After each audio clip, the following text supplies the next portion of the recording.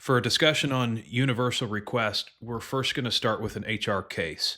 So, this is a payroll discrepancy case that's been put in for Emily here. So, let's take a minute and talk about security. Generally speaking, HR cases are only visible to HR and to the person who input the case. There's some other discrepancies and nuances to that, but generally speaking, that's how security is set up. So, if I'm not in HR, I can't see what's in this case. Well, if I'm in HR, I get this payroll discrepancy and I realize, oh, I need some help from accounts payable or from legal or some other department. I need a way to be able to submit a request for help over to that team or to those teams, but they're not going to have visibility into this case. So I need a different way to be able to assign them work. Well, that's where universal request comes in. So if we scroll down to the bottom of the case, we can see a related list called universal requests. I'm going to go ahead and hit new.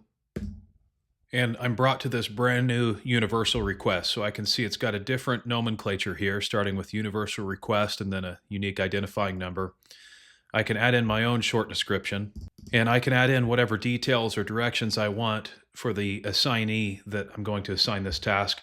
And then I'm going to go up to the assignment group. And for the purposes of this demo, we're seeing a pretty small number of configured groups here, but you could have as many as you want. I could add IT or facilities or any other groups in here, but I've got, for example, legal, I've got health and safety. I'll choose accounts payable. And these can be tier one routing groups, or they can be tier two or three support groups with actual analysts in them. Doesn't really matter. It's up to how this is configured, but I can pick the assignment group. I can add whatever details I want. And again, this is a way for me to reach out to, in this case, the accounts payable team and get help from that team. And they're going to need details from me here because they're not going to be able to see the original HR case where this came from. But this is a way for me to reach out, request help from that team, and then relate the help that they give me back to the original HR case for traceability purposes.